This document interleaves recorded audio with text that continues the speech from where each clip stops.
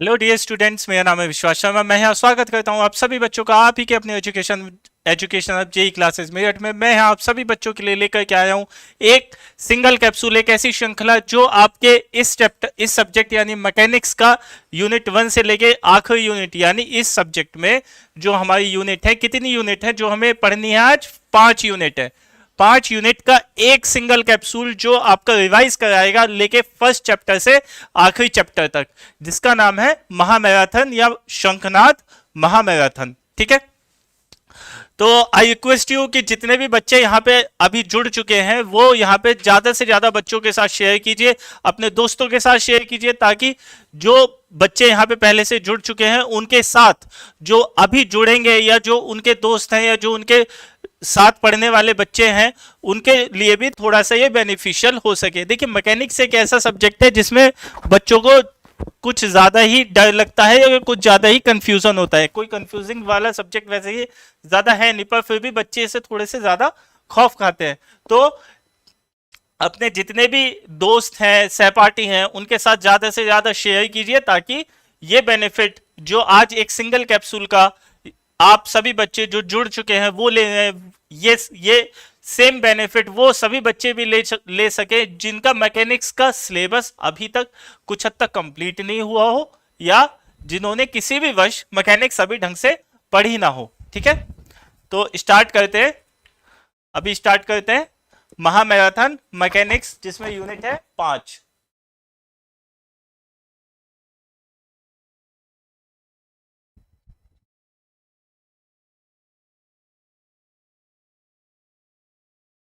तो स्टार्ट करते हैं। आपकी स्क्रीन पे ये जो यूनिट दिखाई दे रही है ये आपके सिलेबस में है, अप्लाइड मैकेनिक्स या मैकेनिक्स के सिलेबस में। कितनी यूनिट है बच्चों? 5।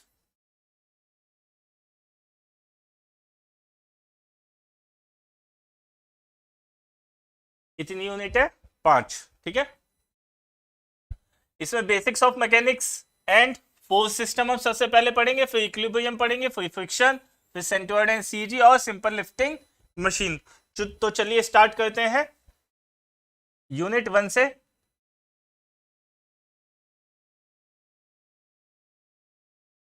जिसका नाम है unit 1,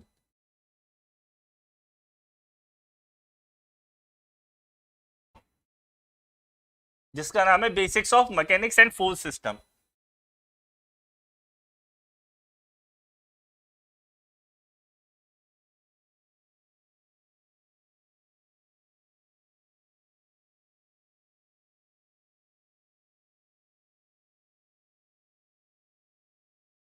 basics of mechanics and force system. इसमें हम क्या देखेंगे? इसमें हम देखेंगे कि मैकेनिक्स क्या होती है और मैकेनिक्स से कैसे हम चीजों को सॉल्व करते हैं। ठीक है, तो सबसे पहले देखते हैं सिग्निफिकेंस। सिग्निफिकेंस में हमने क्या देखा था बच्चों कि मैकेनिक्स क्या होती है? मैकेनिक्स में हमने देखा था कि मैकेनिक्स क्या है? स्टडी ऑफ मोशन है। किसका? किसी भी बॉडी का, किसी भी रिजिड बॉडी का। उस पर कितने डायरेक्शन से कैसे कैसे कितने एंगल पे फोर्स लग रही है, वो सब हमने एनालाइज किया था। तो मैकेनिक्स क्या होती है? इसके बाद हमने देखा था फोर्स। फोर्स हमने देखा था कि फोर्स क्या है? फोर्स क्या है? किसी भी बॉडी जिसके अंदर m मास है उसको अगर हम a एक्सेलरेशन दे दें तो इन दोनों का जो गुणनफल होता है वो फोर्स होता है। ठीक है, या इसे अगर हम बोलें तो फोर्स क्या है? पुश और pull of a body is called force. ठीक है, तो आई होप आपको ये चीज क्लियर हो गई होगी। फोर्स को रिप्रेजेंट कैसे करते हैं? देखिए, फोर्स जो है वो एम ए या एम जी, दोनों ही फॉर्मूले एम ए या एम जी। यहां पे अगर कोई body vertically acceleration due to gravity के प्रेजेंस में नीचे गिर रही है तो जी ले लेते हैं, ए इजिकल टू जी हो जाता है। इसकी जो यूनिट होती है वो बच्चों होती है न्यूटन। वो निकल के कैसी आती है? एम की यूनिट क्या आ गई? के जी आ गई। और ए की यूनिट क्या आ गई? मीटर पर सेकेंड स्क्वायर। तो एम ए की यूनिट क्या आ गई बच्चों? केजी मीटर पर सेकंड स्क्वायर। तो 1 केजी मीटर पर सेकंड स्क्वायर ही होता है 1 न्यूटन। 1 केजी मीटर पर सेकंड स्क्वायर ही 1 न्यूटन के बराबर, 1 न्यूटन के बराबर होता है। यानी 1 किलोग्राम के किसी पिंड को अगर आप 1 मीटर पर सेकंड स्क्वायर का एक्सेलरेशन देंगे तो वो 1 न्यूटन फोर्स कहलाएगी। ठीक है, तो ये आपने देखा। इसके बाद हम देखते हैं बाइफर्केशन ऑफ फोर्सेस। फोर्सेस को कितने भागों में हम बांट सकते हैं। ठीक है, इसके बाद हमारे पास जो सिलेबस में आता है वो आता है बच्चों क्वांटिटी या पद। क्वांटिटी को हम 2 भागों में विभाजित कर सकते हैं। कौन कौन सी? पहला होता है स्केलर क्वांटिटी, दूसरा होता है वेक्टर। स्केलर में डायरेक्शन की आवश्यकता नहीं होती, मैग्नीट्यूड की आवश्यकता होती है। मैग्नीट्यूड की आवश्यकता होती है। इसमें डायरेक्शन की आवश्यकता भी होती है और मैग्नीट्यूड की आवश्यकता भी होती है। ठीक है, यहां पे एग्जांपल है स्पीड का, ये आ गया वेलोसिटी। ठीक है, वेक्टर क्वांटिटी। और स्केलर में यहां पे प्रेशर है और यहां पे स्ट्रेस है, वेक्टर। ठीक है, अब इसके बाद जो हमें पढ़ना है वो है प्रिंसिपल ऑफ ट्रांसमिसिबिलिटी। ये भी हमने देखा था।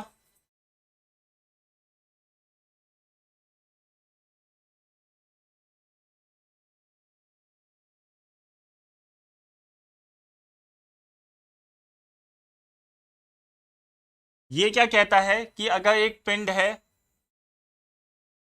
उस पर ये बिंदु है, इस पर अगर मैं फोर्स लगाऊं इस दिशा में, ठीक है, एफ, तो अगर मैं इसको एक्सटेंड कर दूं ऐसे, इसी रेखा के अबाउट मैं किसी भी पॉइंट पर फोर्स लगाऊंगा तो उसका रिजल्टेंट सेम आएगा। मैं यहां से फोर्स लगा रहा हूं, अगर मैं यही फोर्स ऐसे लगाऊं या यही फोर्स यहां से लगाऊं इस बिंदु से, या यही फोर्स इस बिंदु से ऐसे लगाऊं, लाइन ऑफ एक्शन सेम होना चाहिए। लाइन ऑफ एक्शन अगर सेम है तो फोर्स का अगर मैग्नीट्यूड सेम है तो फोर्स का मैग्नीट्यूड सेम हो, मतलब अगर ये 50 न्यूटन मैं यहां से लगाऊं या 50 न्यूटन मैं यहां से लगाऊं या 50 न्यूटन मैं यहां से लगाऊं या 50 न्यूटन मैं यहां से लगाऊं, फोर्स का अगर मैग्नीट्यूड सेम है और लाइन ऑफ एक्शन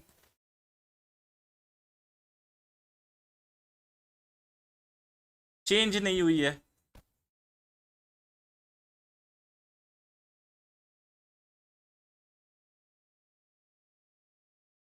हुई है, तो रिजल्टेंट सेम आएगा, रिजल्ट सेम निकल के आता है, सेम निकल के आएगा। ठीक है, तो आई होप आपको ये चीज क्लियर हो गई होगी। इसके बाद क्या आता है? इसके बाद बच्चों क्या आता है? Resolution of forces. Resolution of forces, किसी भी फोर्स को आप दो हिस्सों में रिजोल्व कर सकते हो। कैसे?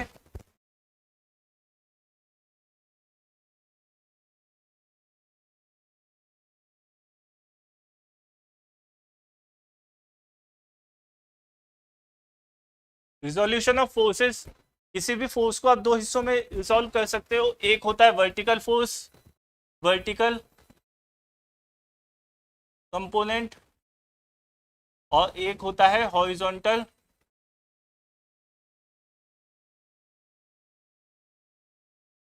कंपोनेंट। एक होता है वर्टिकल कंपोनेंट, एक होता है हॉरिजॉन्टल कंपोनेंट। अगर मान लीजिए यह एक पिंड है, ठीक है, यह एक पिंड है, इस पर मैंने ऐसे बल लगाया, ये एक रेखा है, इस पर मैं ऐसे बल लगा रहा हूं, एफ एफ एफ फोर्स लगाया, यानी इस इस पिंड को मैं ऐसे खींच रहा हूं, इस पिंड को मैं ऐसे खींच रहा हूं, ये पिंड एक सतह पे टिका हुआ है, ये सतह पे ऐसे टिका हुआ है, इस पर मैं ऐसे बल लगा रहा हूँ इस दिशा में, तो ये जो बल है अगर इसका मान 100 न्यूटन है और ये इस एक्स एक्सिस के अबाउट कितने एंगल पे, 30 डिग्री एंगल पे है, तो इस 100 न्यूटन को मैं दो हिस्सों में डिवाइड कर सकता हूं। कैसे? दो हिस्सों में बांट सकता हूं। एक हो गया ये वाला फोर्स, ये हो गया 100 cos 30, और एक हो गया ये वाला फोर्स 100 sin 30। एक हो गया 100 cos 30, एक हो गया 100 sin 30। जो बॉडी के सरफेस से परपेंडिकुलर बनता है उसको हम कहते हैं वर्टिकल कंपोनेंट, और जो अलोंग द एक्सिस बनता है उसको हम कहते हैं हॉरिजॉन्टल कंपोनेंट, हॉरिजॉन्टल कंपोनेंट। ठीक है, तो इन दोनों का रिजल्टेंट कैसे निकालते हैं? रिजल्टेंट निकालते हैं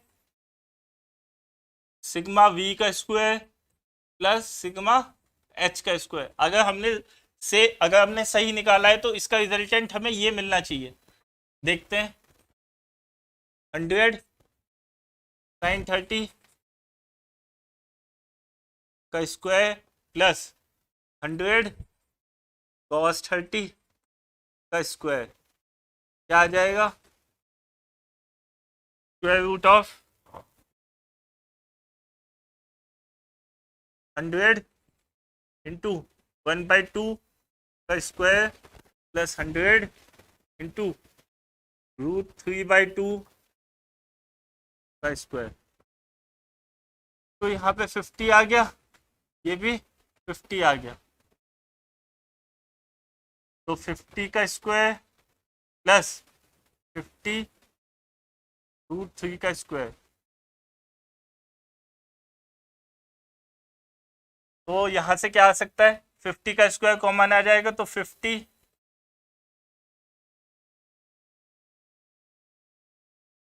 स्क्वायर रूट ऑफ 1 का स्क्वायर प्लस √3 का स्क्वायर, क्या आ गया?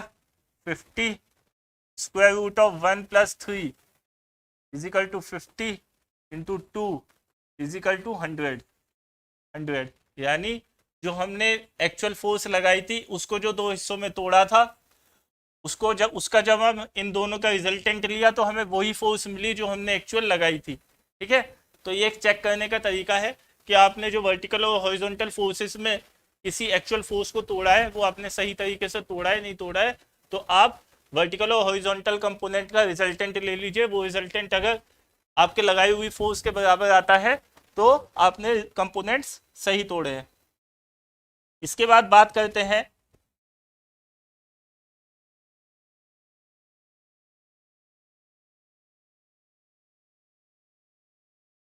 रिजोल्यूशन ऑफ फोर्सेस में अब हम बात करते हैं composition of forces. Composition of forces में हमने क्या देखा था? कॉन्करेंट फोर्सेस देखा था। कोप्लेनर फोर्सेस, कॉन्करेंट फोर्सेस कौन से होते हैं? जो एक ही बिंदु पर सभी फोर्सेस एक साथ अप्लाई होते हैं, वो क्या थे? कॉन्करेंट फोर्सेस थे। ठीक है, कोप्लेनर फोर्सेस वो फोर्सेस होते हैं जो एक ही प्लेन पे अलग अलग फोर्सेस लगते हैं। यानी अगर ये एक प्लेन है, इस पे एक फोर्स ऐसे लगेगा, एक फोर्स ऐसे लगेगा, मतलब सभी फोर्सेस, सभी बल एक ही प्लेन पे लगे, वो होते हैं कोप्लेनर फोर्सेस। ठीक है, अब हम बात करें आगे। अब अगर हम बात करें आगे तो हमारे पास जो यूनिट निकल के आती है वो आती है कौन सी? यूनिट 2।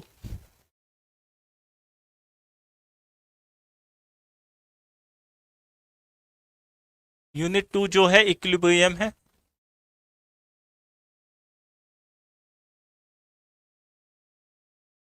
जिसे हम हिंदी में साम्य अवस्था कहते हैं।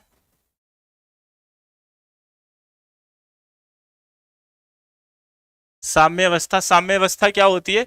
यह वह अवस्था होती है, वह स्थिति होती है जिसमें किसी भी पिंड पर लगने वाले सभी बल एक दूसरे को काटते हैं, एक दूसरे को निष्फल कर देते हैं, और वह पिंड उसी अवस्था में बना रहता है जिस अवस्था में वो पहले से टिका हुआ है। ठीक है, जैसे मान लीजिए ये मेरे पास एक मार्कर है, ये मार्कर इसी अवस्था में टिका रहेगा। क्यों? क्योंकि ये अपनी साम्य अवस्था पे पहुंच चुका है। कैसे पता चला कि ये मार्कर इस अवस्था में पहले से टिका हुआ है, इसी अवस्था में टिका रहेगा क्योंकि ये साम्य अवस्था पे है। क्यों, कैसे पता चला ये साम्य अवस्था पे है? इसका जो मार्कर का वजन है वो नीचे है, नीचे की ओर एक्ट कर रहा होगा, ठीक है। और जो मेरा हाथ है वो उतना ही बल लगा रहा होगा जो कि ये पेन या ये मार्कर नीचे की ओर बल लगाएगा अपने वजन के अनुसार, ठीक है। तो मेरा लगाया हुआ बल और इस पेन के वजन के द्वारा लगाया हुआ बल दोनों एक दूसरे को कैंसिल आउट करेंगे। इधर से हॉरिजॉन्टली कोई फोर्स नहीं लग रही, तो दोनों फोर्सेस एक दूसरे को बैलेंस आउट कर रही है, इसलिए क्या है, साम्य अवस्था में बना हुआ है। साम्य अवस्था हर बॉडी के लिए, हर मशीन के लिए एक इंपॉर्टेंट एलिमेंट होता है और हम कहीं ना कहीं हर एक मशीन के लिए, अपनी लाइफ के लिए या किसी भी मशीन पर लगने वाले बलों के लिए साम्य अवस्था कहीं ना कहीं खोज रहे होते हैं, जिसे हिंदी में साम्य अवस्था और इंग्लिश में इक्विलिब्रियम कहते हैं, ठीक है। अब अगर मान लीजिए इक्विलिब्रियम में हमें जो पढ़ना है वो पढ़ना है पहले फ्री बॉडी डायग्राम।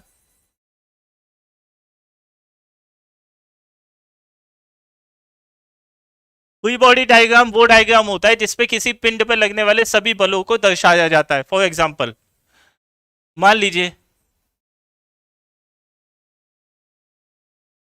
यह पिंड है, ये बक्सा है, ठीक है।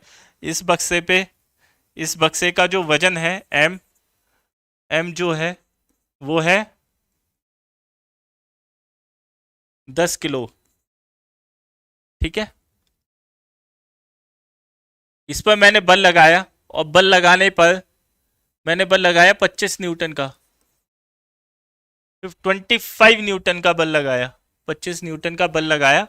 और 25 न्यूटन का बल लगाने के कारण यह पिंड हिला नहीं, ठीक है। मैंने 25 न्यूटन का बल लगाया तो यह पिंड नहीं हिला, और 25 न्यूटन का बल लगा रखा है।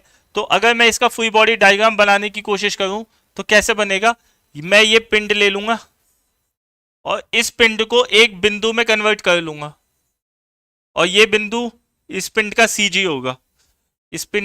होगा, क्योंकि हम ये मान के चलते हैं बच्चों कि जो भी हम बल लगाते हैं वो सीजी पे लगता है, ठीक है।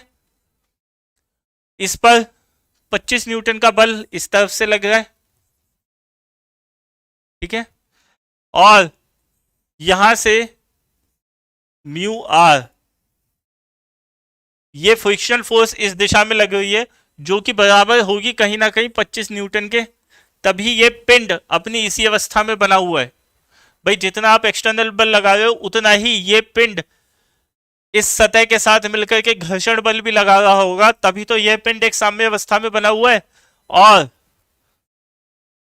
इसका अपना वजन नीचे की ओर लग रहा होगा, कितना, mg, और ये कितना है 10 इंटू 9.81 यानी 98.1 न्यूटन। और इसी के ही बराबर एक नॉर्मल रिएक्शन लग रही होगी और ये भी होगी 98.1 न्यूटन के बराबर, ठीक है।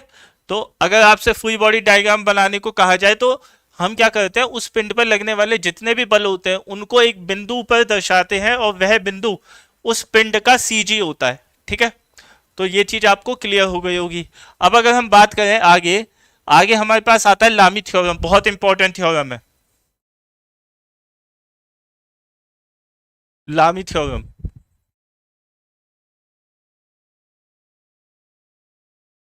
लामी थ्योरम याद करिए कि ये सिर्फ ओनली फॉर फ्री फोर्सेस, सिर्फ 3 बलों के लिए लगाई जाती है और free forces should act at a point, ये बिंदु है, इस बिंदु पर मैंने एक बल ऐसे लगाया F, ठीक है, एक बल ऐसे लगाया F1 F2 और F3, ठीक है। तो इस बिंदु से F1 और F2 के बीच में जो एंगल बने वो कितना बना, वो बना 120 डिग्री। ठीक है, ये कितना बना, देखिए ये टोटल एंगल कितना होगा, ये टोटल एंगल होगा कहीं ना कहीं, ये टोटल एंगल होगा 360 डिग्री। ठीक है, तो ये वाला जो एंगल होगा वो मान लीजिए कितना है, 110 डिग्री, 110 डिग्री। या इसे चलिए न्यूमेरिकल वैल्यू नहीं देते, ऐसे दे देते हैं। ये हो गया अल्फा, ये हो गया बीटा, और ये हो गया गामा। ठीक है, F1 और F2 के बीच में अल्फा एंगल है, F2 F3 के बीच में बीटा है, F1 और F3 के बीच में गामा है। ठीक है, तो अब लामी थ्योरम क्या कहती है कि अगर आप एक निश्चित फोर्स को लेते हैं F1, F1 जो होती है वो समानुपाती होगी किसके, साइन ऑफ किसके, बाकी दो फोर्सेस के एंगल के बीच में, साइन ऑफ बीटा। ठीक है, उसी तरीके से F2 समानुपाती होगा किसके, किसके बीच में, F1 और F3 के एंगल के बीच में, साइन ऑफ गामा। और F3 समानुपाती होगा किसके बीच में, साइन ऑफ अल्फा, F1 और F2 के एंगल के बीच में। तो अगर मैं इन तीनों को रिलेट करूं तो मुझे मिलेगा F1 is equal to C sine gamma sine beta, F2 is equal to C sine gamma, और F3 is equal to C sine alpha.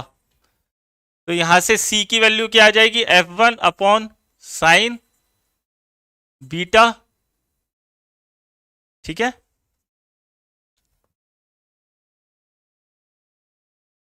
यहां से C की वैल्यू क्या आ जाएगी, F2 अपॉन साइन गामा, और यहां से C की वैल्यू क्या आ जाएगी, F3 अपॉन साइन अल्फा। तो ये C तो बराबर ही है, अगर ये C बराबर है और ये तीनों C एक दूसरे के बराबर है तो ये राइट हैंड, देखिए ये बराबर, ये तीनों, अगर LHS बराबर है तो RHS भी बराबर ही होगा। तो F1 upon sine beta is equal to F2 upon sine gamma is equal to F3 upon sine alpha. ये क्या होता है, लामी थ्योरम होती है। यहां से आप किन्हीं भी इस पॉइंट पे लगने वाले सभी बलों में से कोई भी दो बल दिए हो, तीनों कोण दिए हो, तो आप तीसरा बल पता कर सकते हो। एक बल दिया हो, एक कोण दिया हो, तो आप दूसरा बल पता कर सकते हो। ठीक है, एक बल दिया हो, दो कोण दिए हो, तो भी आप दूसरा बल पता कर सकते हो। तो यह है लामी थ्योरम। लामी थ्योरम के बाद अगला आता है बीम। बीम्स क्या होती है, बीम्स ऐसे स्ट्रक्चर होती है, ऐसी संरचनाएं होती है जो ट्रांसवर्स लोड सहन करती हैं। दे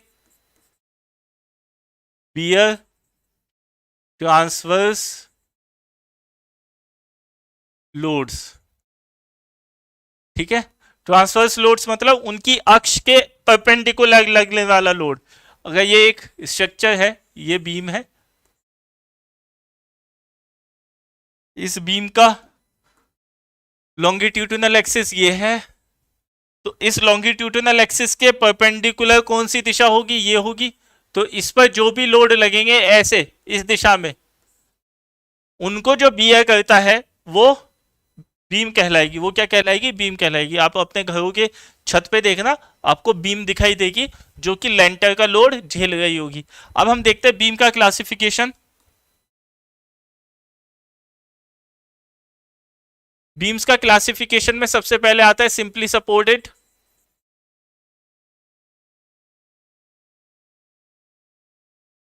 फिर आता है कैंटिलीवर, फिर आता है प्रॉप्ड कैंटिलीवर, फिर आता है ओवरहंग,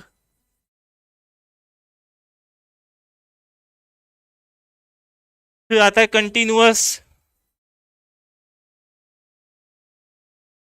फिर क्या आता है, continuous beam, overhang beam, dropped cantilever beam,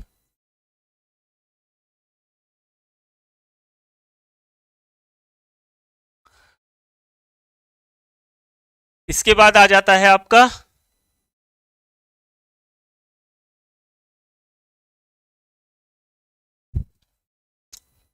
angular beam.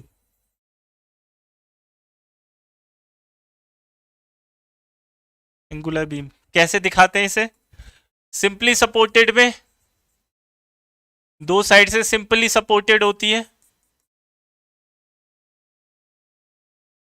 ये सिंपली सपोर्टेड बीम होती है। कैंटिलीवर में एक साइड से फिक्स होती है बीम, ये एल है, ठीक है। ड्रॉप्ड कैंटिलीवर में एक साइड से फिक्स होती है और दूसरे साइड से ड्रॉप्ड होती है, एल, ठीक है। ओवरहंग में दोनों तरफ से इसके एंड निकले होते हैं,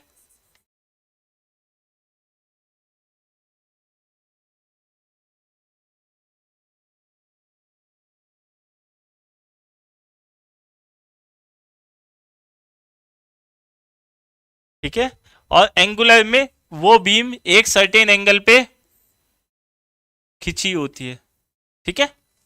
तो ये हो गई टाइप्स ऑफ बीम, क्या हो गई, टाइप्स ऑफ बीम हो गई। इसके बाद हम बात करें अगर लोड के बारे में, types of load, types of load हमने देखे थे,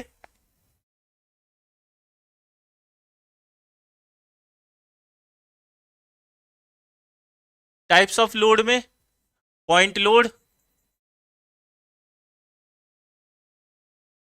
uniformly distributed load, uniformly varying load, ठीक है।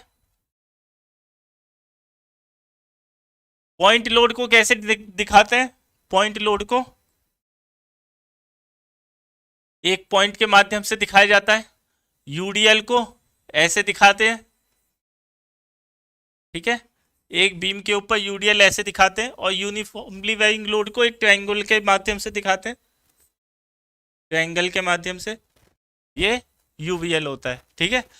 ऑब्वियसली लेक्चर में सब क्लियर हुआ होगा कि यूनिफॉर्मली वेरिंग लोड हर लेंथ के अबाउट, जैसे जैसे लेंथ बढ़ती जाएगी वैसे वैसे इसकी जो इंटेंसिटी है वो घटती बढ़ती रहती है। यूनिफॉर्मली डिस्ट्रीब्यूटेड में सेम लेंथ पे जैसे जैसे लेंथ बढ़ती जाएगी सेम इंटेंसिटी का लोड लगता है। पॉइंट लोड पे सिर्फ एक सिंगल पॉइंट पे वो लोड लगाया जाता है। इसके बाद आता है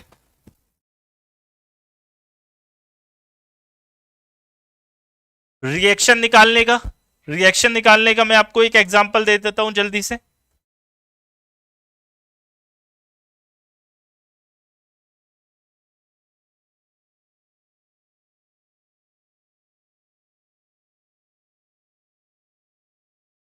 ये लोड है, ये 10 है, ये 5 है और ये 2 न्यूटन पर मीटर है, 2 मीटर,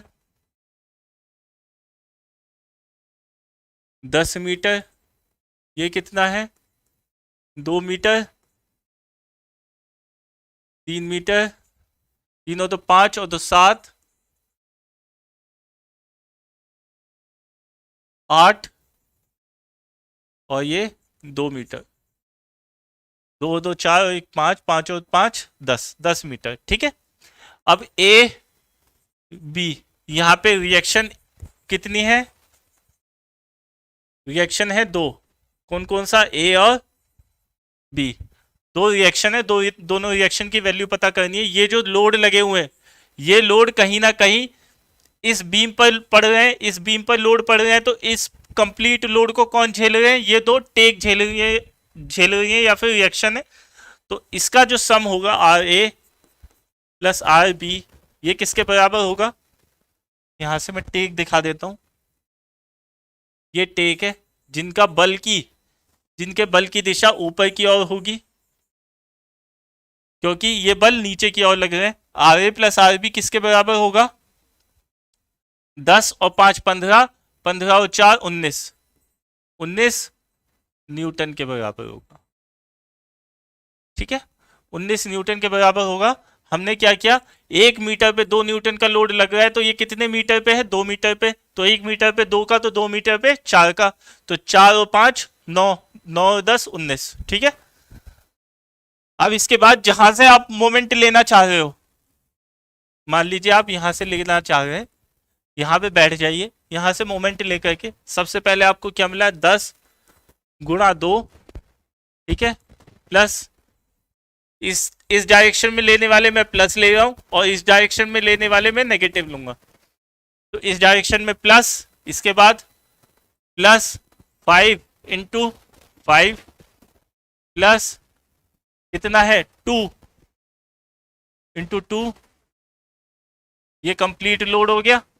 2 इंटू 2 कंप्लीट लोड हो गया। 2 और 3 5 और 1 6, 6 और 1 7, 7 की दूरी पे है, plus sorry minus R B into 10 is equal to 0। ये हमने इक्वेशन बना ली, इससे आर बी की वैल्यू निकल जाएगी। क्या आ रही है? 20 25 4 4 7 28,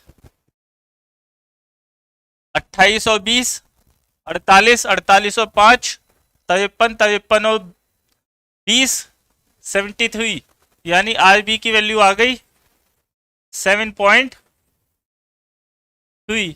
आर बी की वैल्यू 7.3, आर ए की वैल्यू क्या आ जाएगी?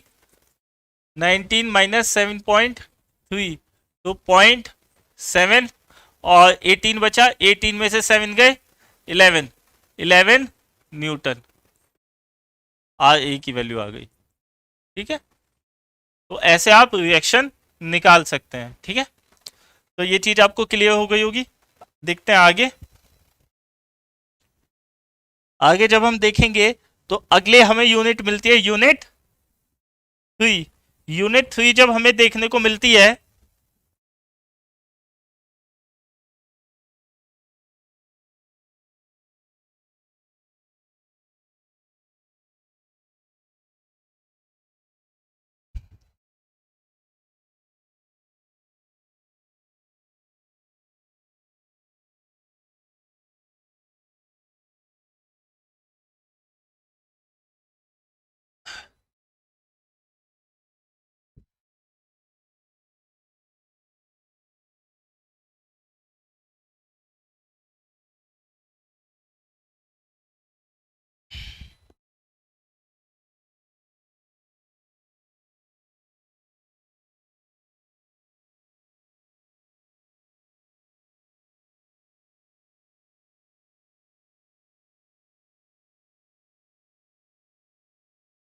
यूनिट 3 जिसका नाम है फ्रिक्शन,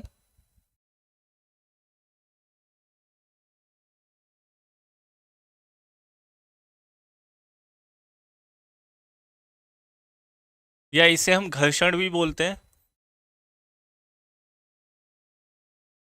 घर्षण भी बोला जाता है। ये क्या होती है? देखिए, यह एक टेंडेंसी होती है, यह एक प्रवृत्ति होती है। कब होती है? जब कोई भी दो पिंड आपस में सतही कांटेक्ट बनाते हैं, फिजिकल कांटेक्ट बनाते हैं, और फिजिकल कांटेक्ट बनाने पर उनमें से एक पिंड किसी उसी दूसरे पिंड पे जिसके साथ उसने सतह कांटेक्ट बनाया, फिजिकल कांटेक्ट बनाया है, उसी के ही ऊपर सरकता है या चलता है, तो हम उसे क्या कहते हैं? उसके अंदर क्या होता है? उसके अंदर एक घर्षण की प्रवृत्ति उत्पन्न होती है, उसको हम फ्रिक्शन कहते हैं। ठीक है, फ्रिक्शन कहते हैं। ठीक है, प्रतिरोध की प्रवृत्ति उत्पन्न होती है, उसे हम फ्रिक्शन कहते हैं।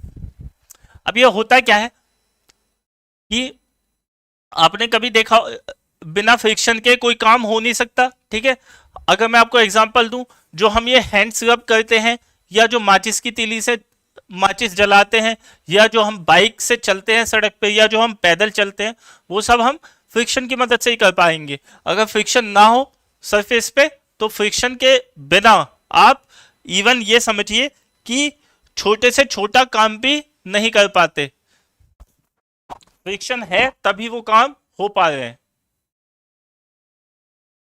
तो फ्रिक्शन को एक नेसेसरी इविल भी कहा गया है, नेसेसरी इविल भी कहा गया है। अब फ्रिक्शन जो होते हैं वो दो टाइप के होते हैं, स्टैटिक और डायनेमिक। फ्रिक्शन दो टाइप का होगा,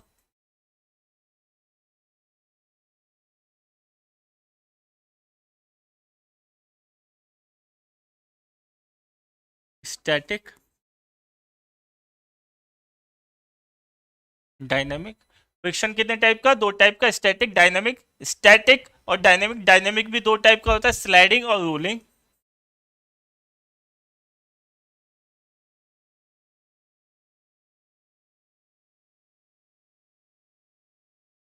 स्लाइडिंग और रोलिंग, ठीक है। तो ये चीजें हमने विस्तार से पढ़ ली थी कि स्टैटिक क्या होता है, डायनेमिक क्या होता है, स्लाइडिंग क्या होता है, रोलिंग क्या होता है। और इसी के साथ आगे हम पढ़ते हैं, आगे हम देखते हैं, आगे होता है लिमिटिंग फ्रिक्शन। लिमिटिंग फ्रिक्शन, या हम इसे कह सकते हैं मैक्सिमम स्टैटिक फ्रिक्शन।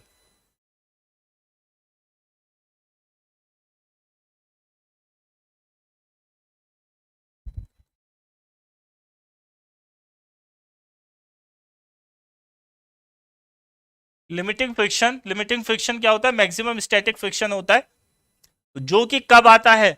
जब कोई भी बॉडी किसी दूसरी बॉडी पर बिल्कुल मोशन करने की पॉइंट पे हो, तो हम उसे लिमिटिंग फ्रिक्शन कहते हैं। जैसे मान लीजिए ये एक इंक्लाइंड प्लेन है, उस पर मैंने एक सरफेस पे ये बॉडी रख दी जिसका मास mg नीचे लग रहा है। ये नॉर्मल रिएक्शन है, ये mg cos थीटा है, ठीक है। और ये फ्रिक्शन फोर्स है,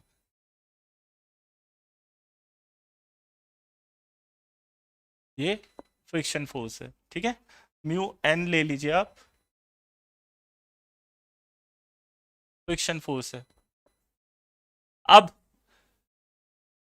ये कोण है थीटा, जैसे जैसे मैं कोण बढ़ाऊंगा, जैसे जैसे मैं कोण बढ़ाऊंगा, ये पिंड सरकता हुआ नीचे आएगा। तो एक कोण ऐसा होगा, एक कोण ऐसा होगा जहां पर यह पिंड बिल्कुल अपने सरकने की अवस्था पे होगा। बिल्कुल जैसे ही आपने थोड़ा सा भी और कोण बढ़ाया, तुरंत ही यह पिंड सरकना प्रारंभ कर देगा। तो उससे पहले वह कोण जिस पर यह पिंड बिल्कुल सरकना आरंभ कर दे, और उस कोण पे, उस कोण पे मिलने वाला क्या घर्षण क्या कहलाता है? लिमिटिंग फ्रिक्शन कहलाता है। तो हम इसे कैसे लिख सकते हैं? हम इसे लिख सकते हैं ऐसे, it is the maximum value of static friction. Static friction, it is the maximum value of static friction, static friction. और हम इसे कैसे लिख सकते हैं? It is the value of friction at which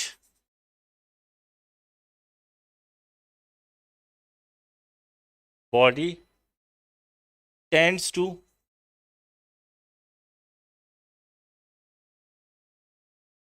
just move towards the direction of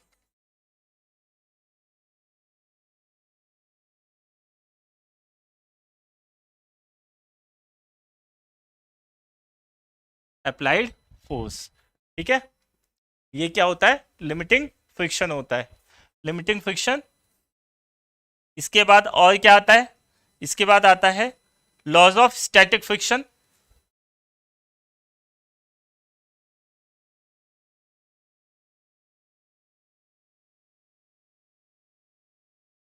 या coefficient of friction. Coefficient of friction क्या होता है? Coefficient of friction limiting friction और नॉर्मल फ्रिक्शन दोनों का ही अनुपात होता है।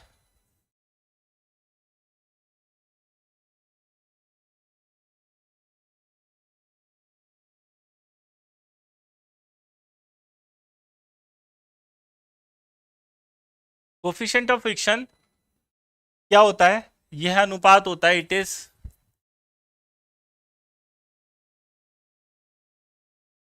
the ratio of it is the ratio of limiting friction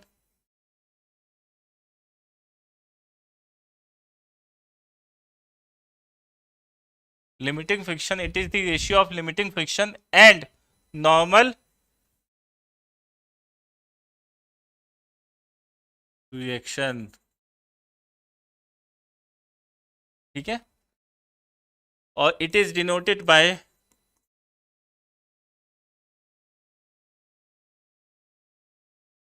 mu. It is denoted by mu. और mu जो होगा वो होगा लिमिटिंग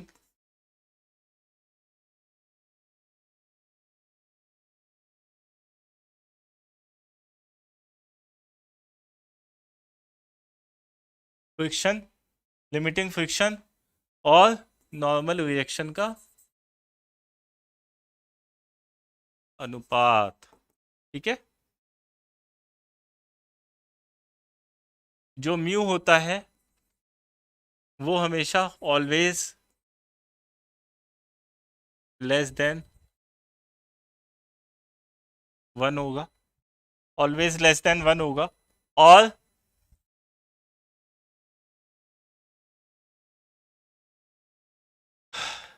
जितना ज़्यादा लिमिटिंग फ्रिक्शन आप बढ़ाएंगे उतनी ही ज़्यादा म्यू की वैल्यू भी बढ़ती जाएगी, पर ये हमेशा कभी भी 1 से ज़्यादा नहीं होगी, कभी भी 1 से ज़्यादा आपको नहीं मिलेगी।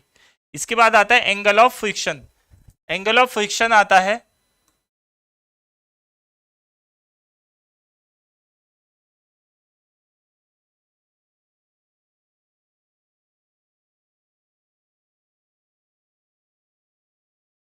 इसे हम फाई से डिनोट करते हैं, फाई से।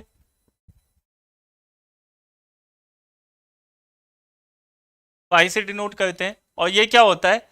ये एंगल होता है किसका? रिजल्टेंट और नॉर्मल रिएक्शन का। रिजल्टेंट और नॉर्मल रिएक्शन का एंगल होता है। रिएक्शन रिजल्टेंट किसका? नॉर्मल रिएक्शन और फ्रिक्शनल फोर्स के बीच का रिजल्टेंट और नॉर्मल रिएक्शन का एंगल होता है। ठीक है, फाई। अगर हम इसे ऐसे दिखाएं कि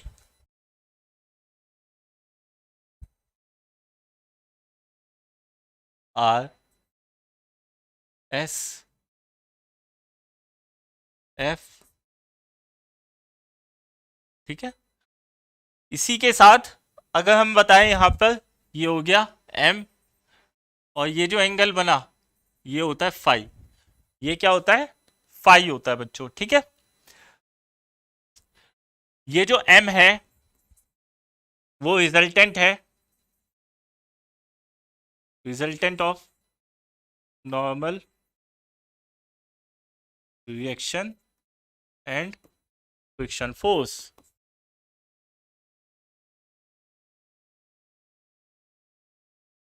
नॉर्मल रिएक्शन और फ्रिक्शन फोर्स, और नॉर्मल रिएक्शन क्या है? आर है। ये क्या है? नॉर्मल रिएक्शन है।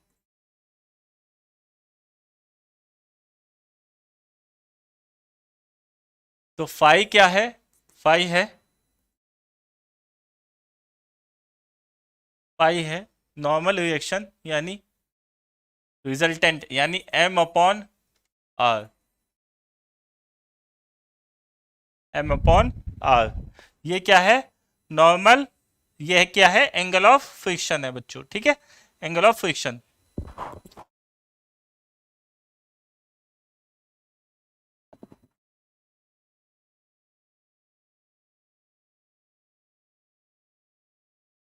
अब ये अगर हम बात करें यहां पर, ये जो म्यू है ये भी तो यही था, एम अपॉन आर। तो अगर हम बात करें यहां पे तो फाई जो बन जाता है वो बन जाता है टेन इनवर्स म्यू। तो म्यू जो होगा वो होगा टेन फाई। ये सब चीजें हम विस्तार में पढ़ चुके हैं। म्यू इज इक्वल टू क्या? Mu is equal to tan phi. Mu is equal to tan phi. अब इसके बाद हमें देखना है angle of repose, angle of repose क्या है? ये मैक्सिमम एंगल है किसका? इंक्लिनेशन का, जिस पर कोई भी बॉडी इक्विलिब्रियम में बनी रहती है under the action of forces, friction force. ठीक है, इसको समझते हैं।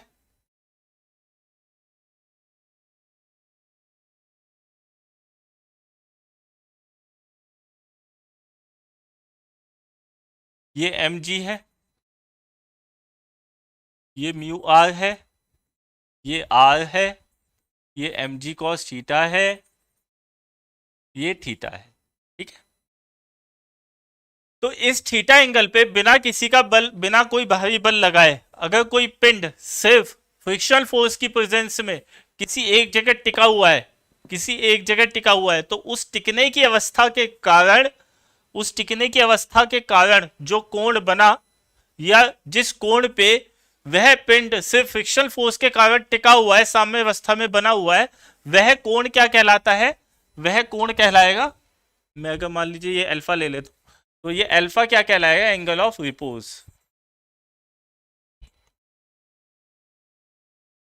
एंगल ऑफ रिपोज, तो ये क्या है? Maximum angle eight which, eight which, maximum angle, angle eight which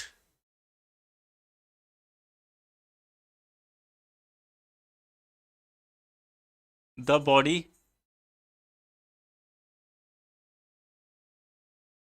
tends to stay in equilibrium under the action of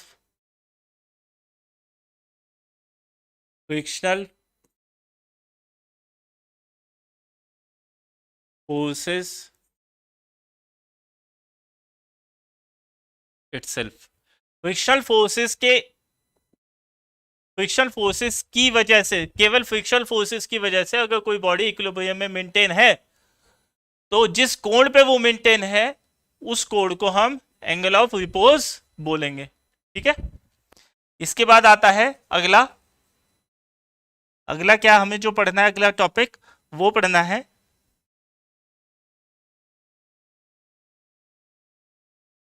equilibrium. Equilibrium में हमने दो इक्विलिब्रियम देखे, डाउन द प्लेन और अप द प्लेन, दोनों के ही हमने डेरिवेशन किए हैं। आई होप आपको वो डेरिवेशन क्लियर होंगे। वो डेरिवेशन आप घर से फिर से करके देखिएगा, कोई कंफ्यूजन हो तो कमेंट सेक्शन में पूछ लीजिएगा।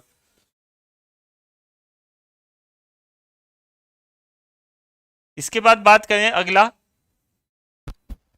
इसके बाद आते हैं हम यूनिट 4 पे, जिसका नाम है centroid and centre of gravity. Centroid and centre of gravity.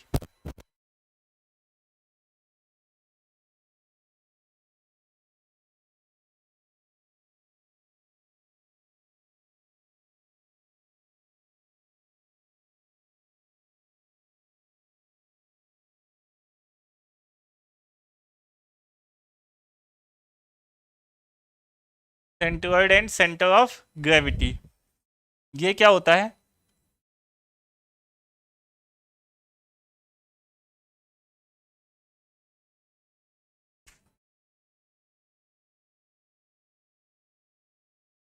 ये दो, देखिए ये यूनिट दो चीजों से मिलके बनी है।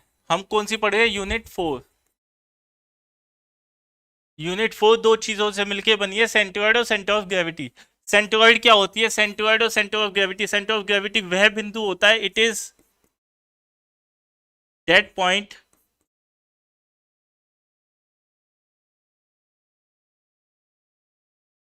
at which the whole mass of the body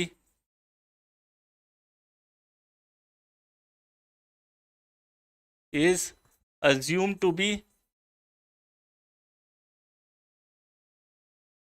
concentrated।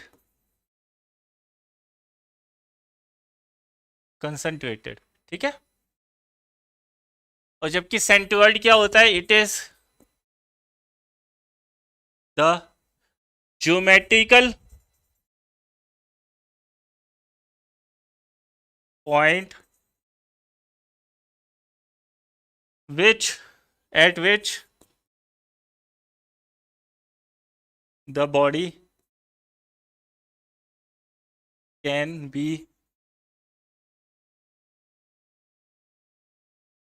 balanced, can be balanced। ठीक है।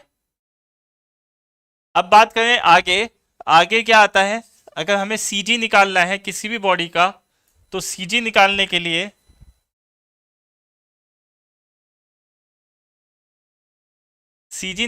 लिए हम क्या करते हैं, फॉर्मूला होता है एक्स बार वाई बार।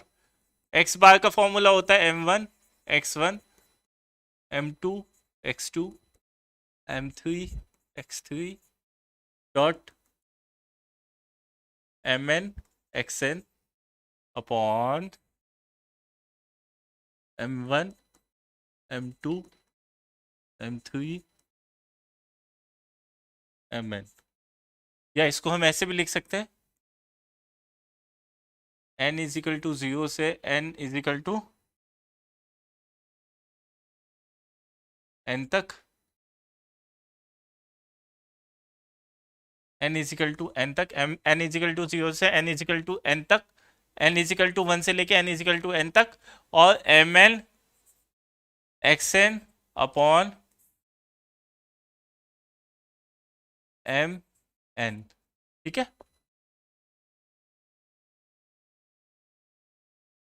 और अगर हम y के लिए करें तो m1 y1 m2 y2 mn yn upon m1 m2 m3 mn। तो ये हो जाएगा y के लिए। तो सी जी हम ऐसे निकालते हैं, मान लीजिए आपके पास दो पॉइंट है, दो बॉडी है,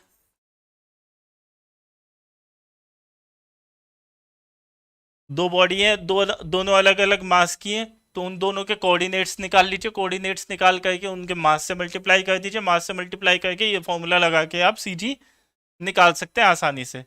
इसके बाद अगर हम बात करें आगे सेंट्रोइड के बारे में, सेंट्रोइड का भी फॉर्मूला लगभग लगभग सेम होता है, एम की जगह ए आ जाता है बस। सेंट्रोइड में एक्स बार का फॉर्मूला आ जाता है a1 x1, a2 x2, a3 x3,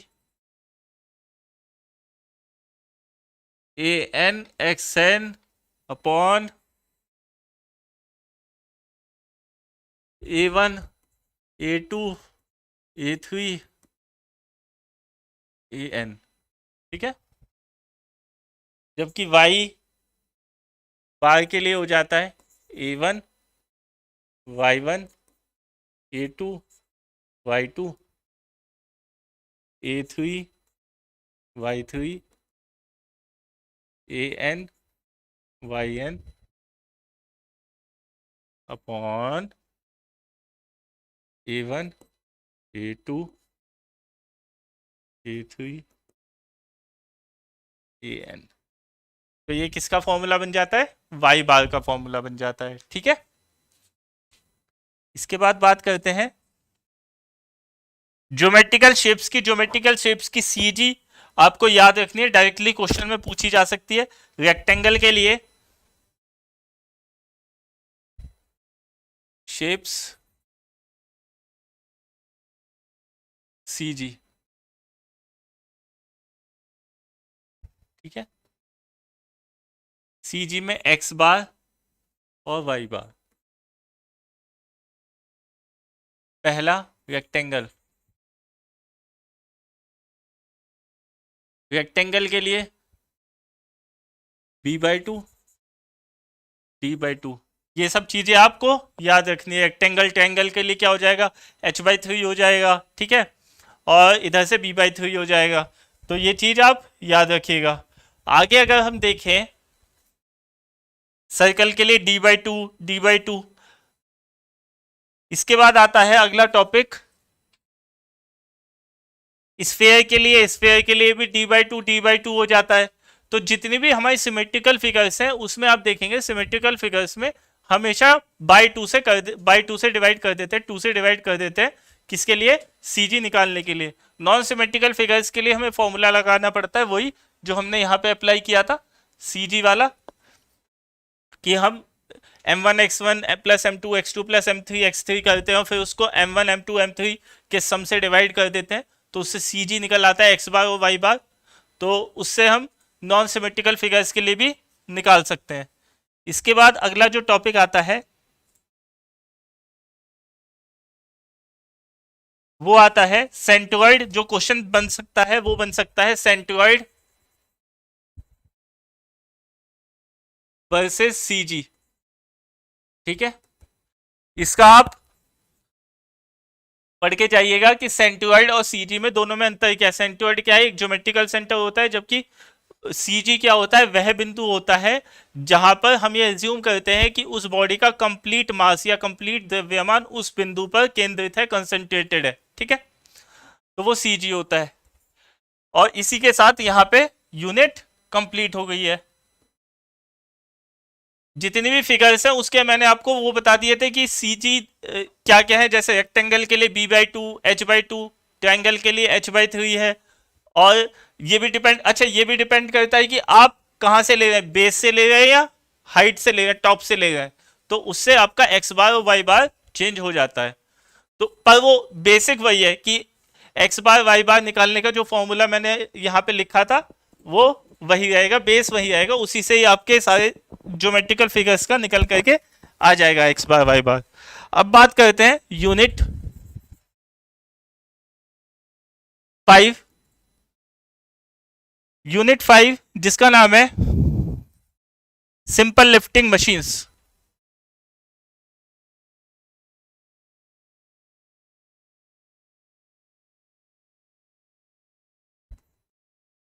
simple lifting machines इस वाले इस वाले चैप्टर में हम क्या पढ़ेंगे? इसमें पढ़ेंगे वह सभी लिफ्टिंग मशीन्स, सरल लिफ्टिंग मशीन्स जिनका उपयोग हम किसी भी सर्टेन लोड को लिफ्ट करने के लिए करते हैं। कौन कौन सी लिफ्टिंग मशीन्स हो सकती है, कौन कौन सी हमें पढ़नी है। और इसमें जैसे मान लीजिए एक्सल मशीन है, और इसी के साथ सिंपल एक्सल है, डिफरेंशियल एक्सल है, वॉर्म एंड वॉर्म व्हील है। तो ये सब हमें यहां पे पढ़ना है।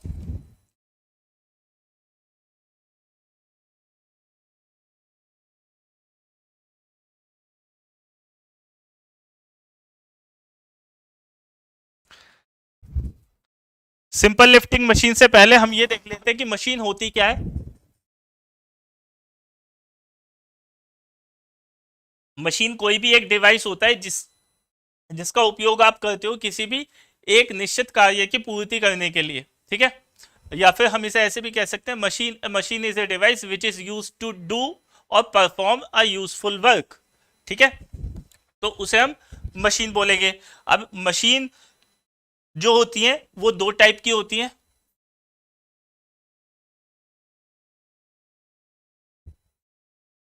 सिंपल मशीन, या जिसे हम कहते हैं सरल मशीन, और कंपाउंड मशीन जिसे हम कहते हैं यौगिक मशीन। यौगिक मशीन, कंपाउंड मशीन वो मशीन्स होती हैं जो दो या दो से अधिक सिंपल मशीन से मिलकर के बनती है। सिंपल मशीन्स की श्रेणी में कौन से आ सकते हैं? छेनी आ सकता है, हथौड़ा आ सकता है, और चिजल आ सकती है। ये सब क्या है? सिंपल मशीन्स की श्रेणी में आते हैं। डिफरेंशियल एक्सल आ सकता है, स्क्रू जैक आ सकता है, लीवर आ सकता है, ये सब सिंपल मशीन की श्रेणी में आते हैं। उसके बाद जो हमें पढ़ना है वो है लोड।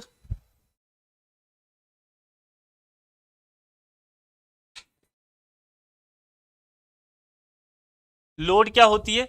लोड क्या होता है? एक कोई भी वेट जिसको उठाया जाए। It is the weight which has to be lifted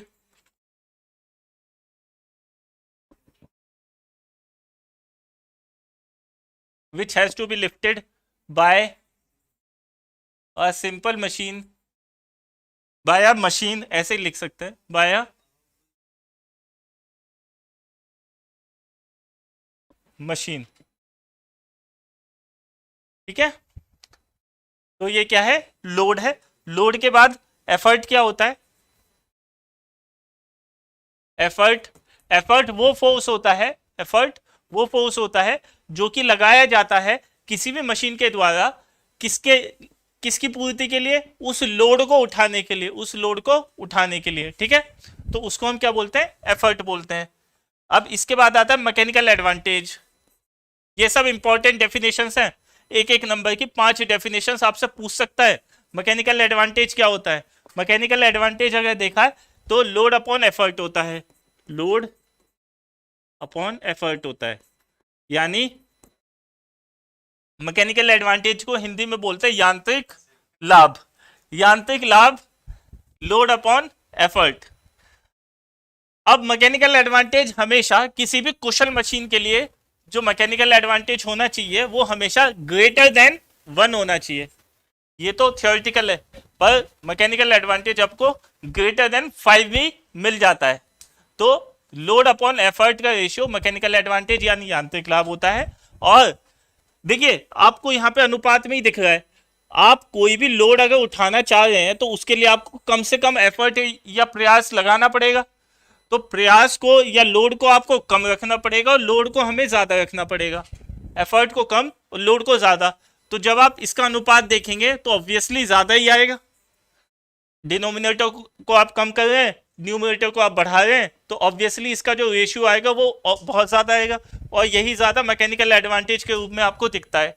इसलिए इसका जो अनुपात होता है वो 5, 6, 7, 8 भी आपको जाकर के मिलता है। ठीक है, तो ये मैकेनिकल एडवांटेज या यांत्रिक लाभ है। इसके बाद आता है velocity ratio.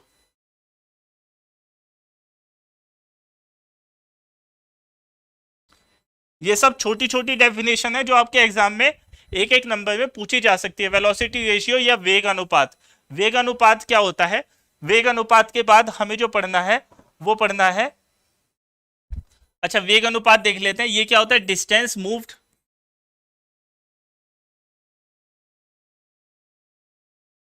By load upon distance moved by effort. ये क्या है, अनुपात है। हमें कोई वजन उठाना है या वजन खींचना है, तो वजन आपके, आपने जो प्रयास किया उसके द्वारा चली गई दूरी और लोड के द्वारा चली गई दूरी, दोनों का अनुपात क्या कहलाता है, वेलोसिटी रेशियो कहलाता है। ठीक है, इसके बाद जो अगला पॉइंट है, अगली डेफिनेशन है वो है एफिशिएंसी। एफिशिएंसी होती है, वो होती है आउटपुट अपॉन इनपुट। यानी किसी भी मशीन में आपने कितनी आउटपुट दी और कितनी इनपुट मिली, उन दोनों का अनुपात एफिशिएंसी कहलाता है। और अगर 100% से 100 से मल्टीप्लाई कर देंगे तो ये परसेंटेज में आ जाएगा, ये परसेंटेज में आ जाता है। इसके बाद जो अगला है वो है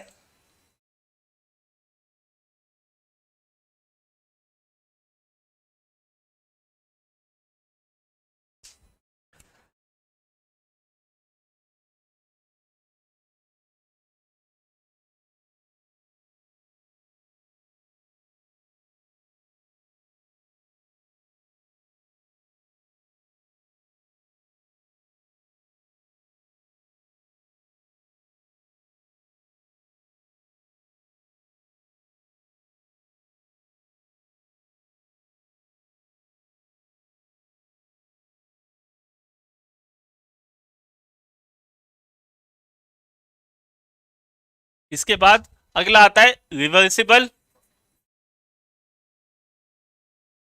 एंड इरिवर्सिबल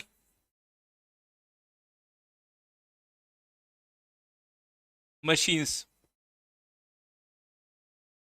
ये क्या होती हैं,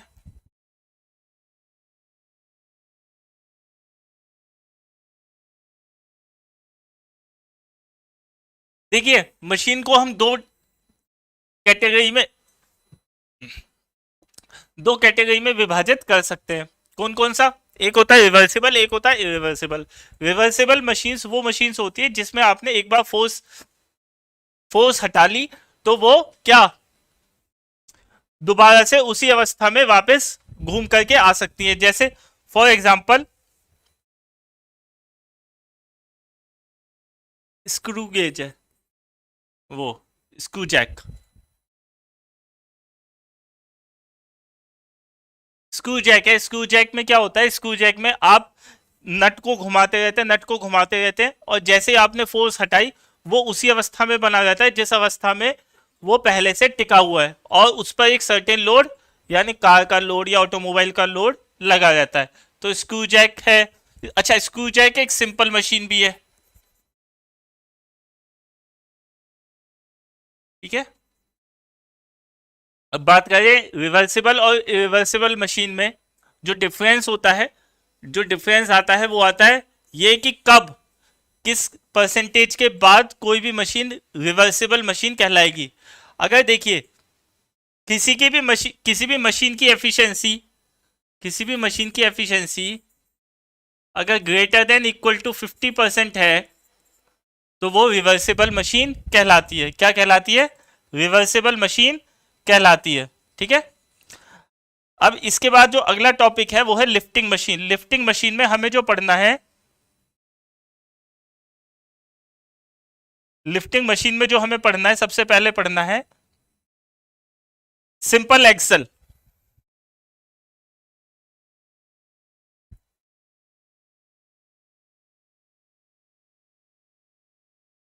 सिंपल एक्सल, सिंपल एक्सल में एक एक्सल होता है जिसका एक सर्टेन डायमीटर होता है, और उसी के बाद उसी एक्सल पे एक छोटा डायमीटर भी बनाया हुआ होता है। उसका यूज हम कहाँ करते हैं? अगर आपने देखा होगा, उसका जो जो पुरानी फिल्में होती हैं, जो अगर आपने हॉलीवुड की मूवीज देखी होंगी तो उसमें एक एक्सल होता है जिसमें एक बड़ा डायमीटर एक छोटा डायमीटर होता है, और एक तरफ से वो घुमाता है, दूसरी साइड से रस्सी से लिपटा हुआ लोड ऊपर चढ़ता है, ठीक है। तो उसको हम क्या कहते हैं? सिंपल एक्सल या lifting machine, simple axle lifting machine कहते हैं।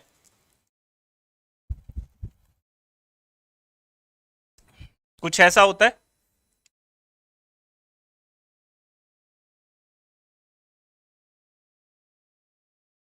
ये डी डायमीटर है, ये स्मॉल डी है, यहां पे ये रोप लगी हुई है,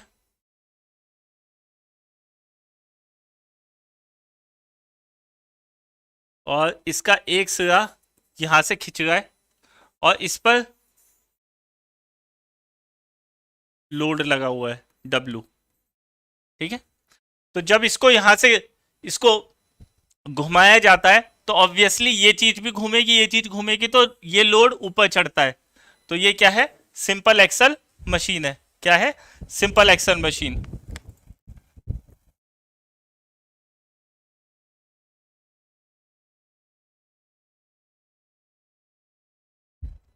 जो एफिशिएंसी है वो है mechanical advantage upon velocity ratio into 100। इससे आप इसकी एफिशिएंसी निकाल सकते हो, ठीक है। यहाँ पे जहां पे हमने देखा था, यहाँ पर कहाँ गया, गायब हो गया। एफिशिएंसी का फॉर्मूला आउटपुट अपॉन इनपुट, ठीक है। तो एफिशिएंसी एक तो आप इस वाले फॉर्मूले से भी निकाल सकते हो, एक निकाल सकते हो आप इससे, दोनों सेम ही है एक तरीके से। Mechanical advantage upon velocity ratio into 100, इससे भी आप किसी भी मशीन की एफिशिएंसी निकाल सकते हैं। इसके बाद जो अगला आता है वो आता है differential axle, differential wheel axle. Differential wheel axle में यहीं पे दिखा देता हूं। डिफरेंशियल व्हील एक्सल में देखिए, यहां पे सिंपल में तो दो स्टेप है, एक कैपिटल डी एक स्मॉल डी, पर अगर डिफरेंशियल में देखें तो डिफरेंशियल में कुछ इस टाइप से बनती है,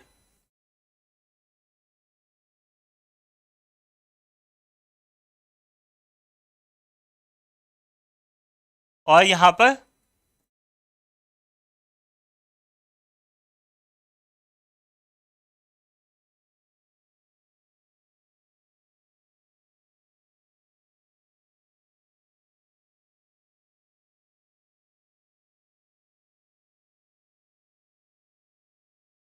पी एफर्ट लगाया जाता है और जिसकी वजह से ये लोड डब्लू ऊपर चढ़ता है। ठीक है, तो ये क्या है, डिफरेंशियल सिंपल एक्सल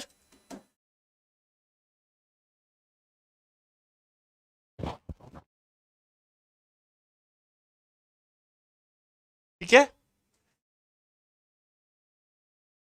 इसके बाद जो आता है वो आता है वेस्टर्न डिफरेंशियल पुली ब्लॉक।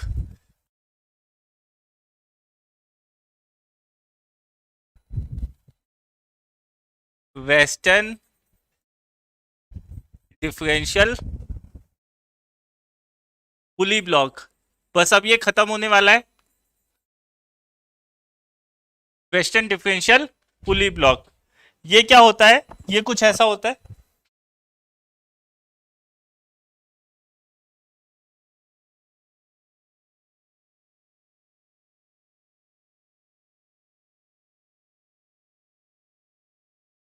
यहां से पी एफर्ट लगाया जाता है और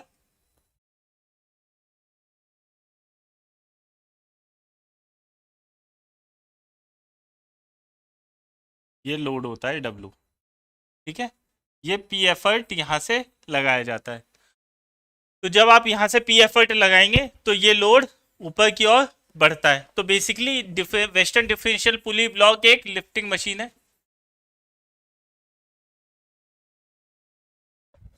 लिफ्टिंग मशीन है। ठीक है,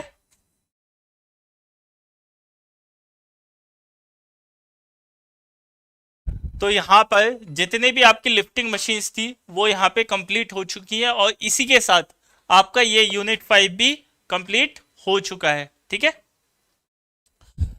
तो जितने भी हमारी यूनिट थी, यूनिट कितनी थी, 5। तो लेके फर्स्ट चैप्टर से लेके 5th चैप्टर तक आपकी सिंगल सिंगल सेशन में जितने भी इंपॉर्टेंट टॉपिक्स थे जहां से क्वेश्चन आ सकते हैं या आए हैं वो सारे मैंने यहाँ पे आपको समझा दिए। कोई भी डाउट हो, किसी भी टाइप का डाउट हो, आप फिर भी जो भी हमारी क्लासेस हैं, जो भी आपने रेगुलर क्लासेस पढ़ी हो, आप उनको दोबारा जा करके देखिए। और फिर भी अगर डाउट हो तो आप कमेंट सेक्शन यूज करके पूछ सकते हैं। आई होप आपको ये सेशन क्लियर हुआ होगा। मिलते हैं अगले वाले लेक्चर में। Thank you so much.